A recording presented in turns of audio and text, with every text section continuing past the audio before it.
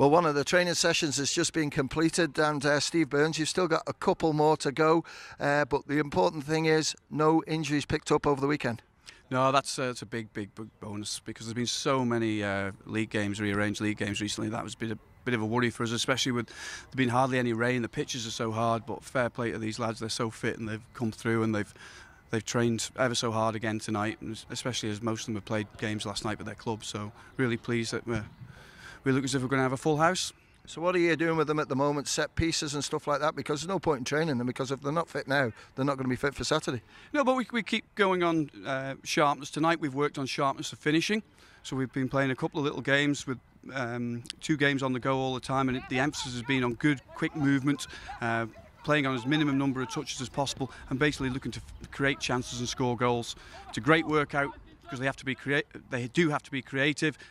And the goalkeepers get a really good workout as well. So everybody's involved in the practice, and as ever, it's brilliant to watch because they're all such good players and they all apply themselves magnificently well. Now, part of the coaching side of it as well is diet, and with the game coming up in sort of 5 or 6 days' time, what do the players have to plough into them to obviously build them up for what's going to be an energy sapping game on Saturday? Well, there's what we could tell them to put into them and what they decide to put into them. Now, most of them are pretty good, in fairness. Obviously, it's lots of carbohydrates. They're training 3 times this week, so they need the carbohydrates on board because they're going to be using a lot of energy just even in training, and then obviously keep eating and drinking for the entire week, and especially the night before the game and whatever. Just make sure they're fully fueled up.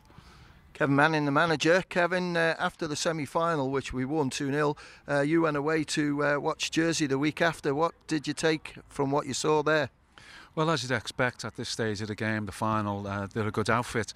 Got a good, quick centre forward, another Bassi-esque player playing out wide, and a number 10 who's a good player too, who likes to drag off, get onto the back stick, isolate the full-backs. He was a tasty player, but comparing them to us, I think we've got better energy levels. Well, we already touched on that. We've got far better energy levels, and technically we're up there with any team. We're absolutely spot on.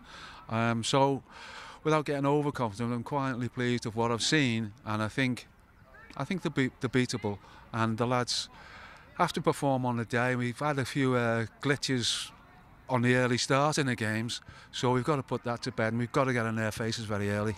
What is it, Kevin? What's the problem? Because the semi-final didn't happen, but the other 2 games before, we just seemed to struggle the first 45 minutes, and after that we just took them apart in the second half.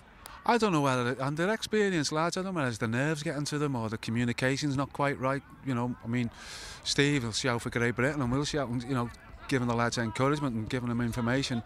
But I think it must just be the nerves. But now they believe in themselves, and I think they believe that they're capable of getting a result. And what about the support that you've been having? It's gradually built up. 1,300 the first one, 2,012 the second one, and at the moment we're looking at possibly 3,500 on Saturday. Well, that's just fantastic. If that's not a motivation to be involved in football on the island, and nothing else is. I know it's an old cliche, the 12th man, and they'll support us and they'll be giving us lots of encouragement. So that's great. It's a great achievement from the coaching lads, Steve, Keith and Paul have worked extremely hard. The bottom line is I have to pick 16 out of those 20 odd lads who've just put a fantastic session in. That's the bit that hurts a little bit, but it's the main part of the job, and I have to do it, and I have to do it for the right reasons, and that's to get a result. Now, also with your squads, you've probably had sort of 13, 15 players who you could near enough say it would be included in that squad, and 1 or 2 would come in. It's not the case now, is it? Not really, no. There's so much competition, and as I say, you could put a cigarette paper between a couple of these lads to see who gets in and who's unfortunate not to get in. Such is the quality, but we know we've got a strong spine, and we know where our flyers are, so there's players that can come in around there, and there's some players who will be on a bench, and if they're called for, they can put a shift in. There's, as I say, they could have easily been in the start of the 11, but there it is.